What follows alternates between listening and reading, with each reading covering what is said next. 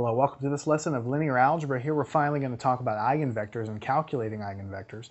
What we need to do is find the eigenvalues first, and then we go back to the original eigenvector equation, put them into there, and that's what allows us to find the corresponding eigenvectors.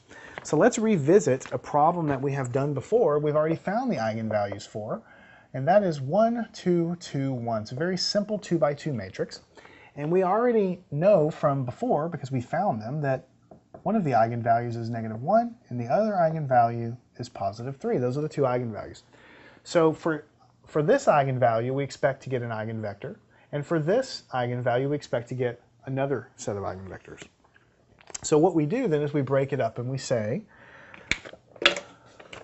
for lambda is equal to -1, and then we do some calculations to find the vector associated with that, and then we say for this one, and we do it on another board, to find the vectors associated with that. There's really no way around doing a lot of work for these things. They're not too hard, but we have to revisit our original problem. If you remember, it's a minus lambda I times x is equal to 0. That's the eigenvector problem that we used several sections ago to test if eigenvectors were actually eigenvectors of the matrix or not. So what you need to do, now we say that we have an eigenvector, we have a value of lambda that works, so we just plug it in. So we write this matrix. The A is given here. It's 1 minus lambda. That's what this is, 1 minus lambda. But now we know lambda is -1. And we have 2, then we have 2, and it's 1 minus -1. Right? And we say that this is x1, x2, which we're saying is x, and that's equal to 0. So basically we take the value of lambda, we stick it back into the eigenvector problem, right? Eigenvalue problem, in an appropriate location, and we basically try to solve it. Now if we come down here, what this is going to give you is a 2, 2, 2, and 2. x1, x2 is equal to 0. So what we've done is we've taken the eigenvalue, we put it into the equation. Now the only unknown here is the values of x1 and x2, which we call as a unit, we call it a vector, an eigenvector. Okay? So the answer to what's in this column matrix is the eigenvector associated with this. But if you look, this is kind of weird because it's all the same number. So if I want to solve this for the values here, there's many ways I can do it. I'm going to do row reduction. All right? So the first thing I'm going to do is I'm going to have 2, 2, put my dotted line here, 0, because that's over here.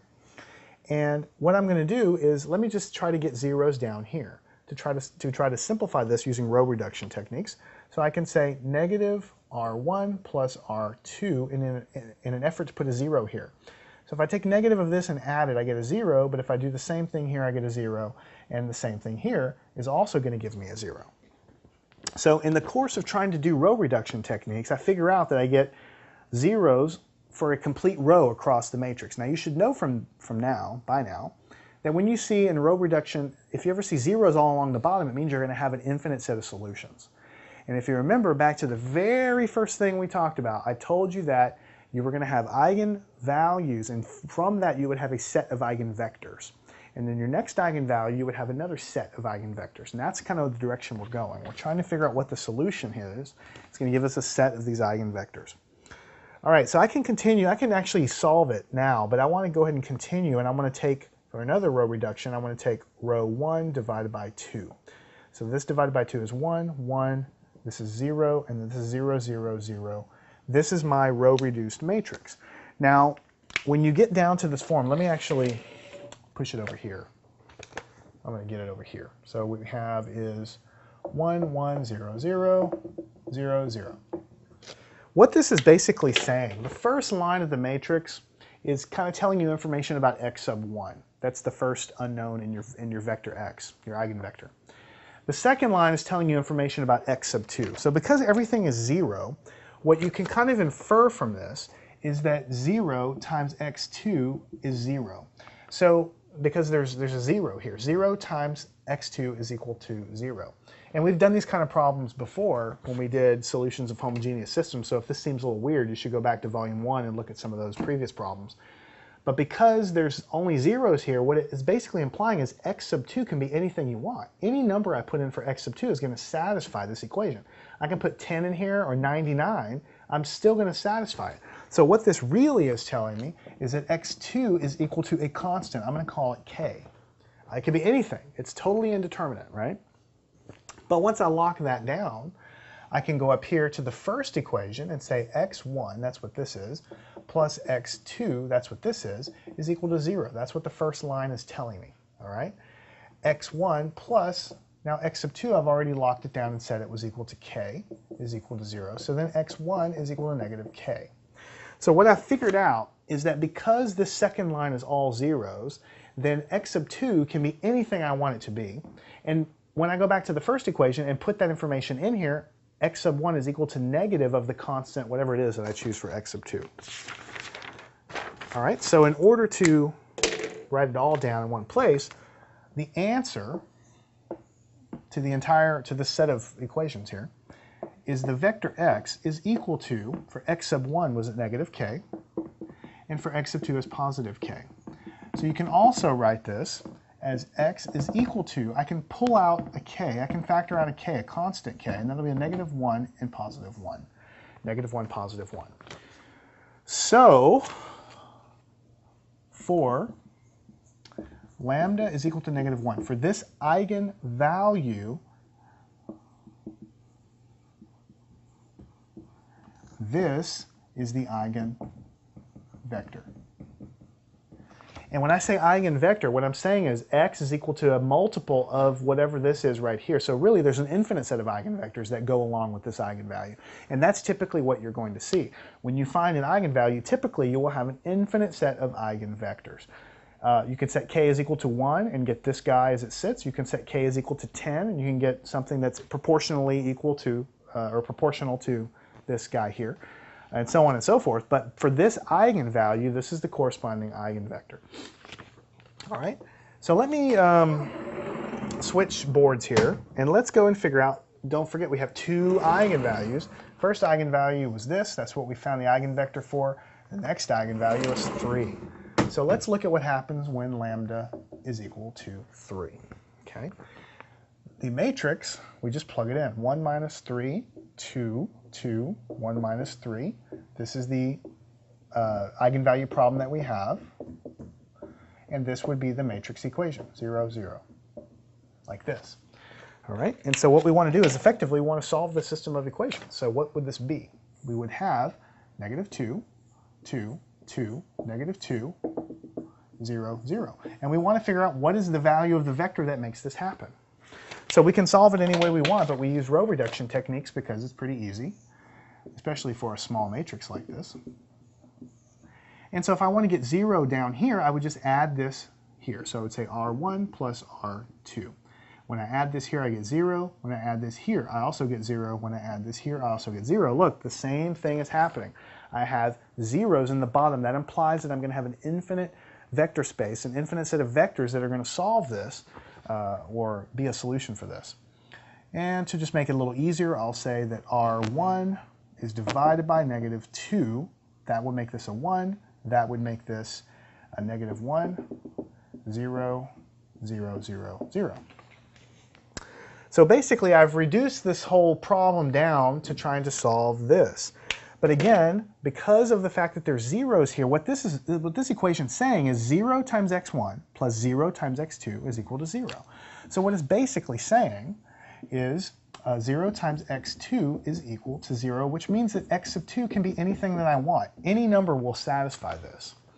And then when I go look at the first equation, this is telling me that x sub 1 minus x sub 2, right here, is equal to 0. But I already know what x sub 2 is. X sub 2 I just said is equal to k, and that's equal to 0. I move it to the other side. X sub 1 is equal to positive k.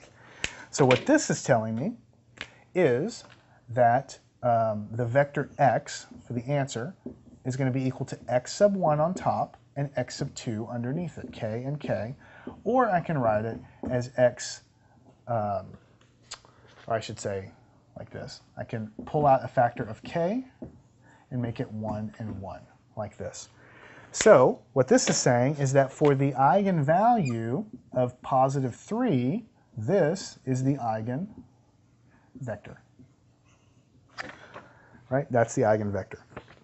So when lambda is equal to 3, any multiple of the vector 1, 1 is going to be an eigenvector associated with this eigenvalue. So I want to summarize everything that we've done here and just kind of, not summarize the whole problem solution, but I want to write it all down.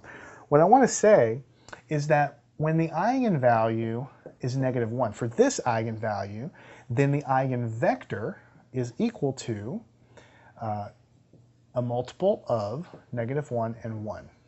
And when lambda is equal to 3, the eigenvector is a multiple of 1, 1, like this, okay? So these are the eigenvectors, any multiple of -1, 1 that goes with this eigenvalue, and these are the eigenvectors that go along with this one, any multiple of 1 and 1. All right, so when you say you're finding eigenvectors, you really aren't finding 1 or 2, you're really usually finding an infinite set of eigenvectors. Any multiple of this vector is an eigenvector that goes along with this eigenvalue. Any multiple of this vector is an eigenvector that goes along with that eigenvalue. So because these are kind of the base vectors, you can kind of, that word base comes back again, and these multiples of this base, then you say that the eigenbasis is these two vectors. So you might say, in some books you might see eigenbasis. And the eigenbasis would be -1, 1 and 1, 1. The basis just means that the entire solution set is a linear combination, or not a linear combination, is a multiple of these two vectors here, right? But the base vectors, the kernel vectors, the small fundamental thing that you find there that you're taking multiple of, that's called the eigenbasis. So these are the eigenvectors, these are the eigenvalues associated with it, and the eigenbasis is a word that you come across sometimes as well. The last thing I want to mention is that we talked about linear independence of vectors, and we said eigenvectors are linearly independent by definition, all right? So if you look at this vector and this vector, or I guess it's easier to look at these, do you think that this vector could be written in terms of this one, as a multiple of this one? There's no way that that's possible. If I multiply this by a number, there's no way I'm going to get this because of the negative sign here. If I multiply by a positive number, I'm going to get negative positive.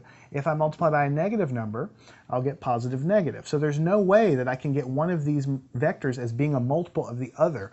So kind of an implicit little demonstration for you that the eigenvectors are linearly independent. Of course, you could test that yourself by doing the test for linear independence that we talked about in previous sections. I'm not going to do that now because you should just know as a matter of course that eigenvectors are always linearly independent. So this is how we find the eigenvectors for a simple 2x2 system. Let's go to the next section and we'll find eigenvectors for a larger dimension or a larger matrix.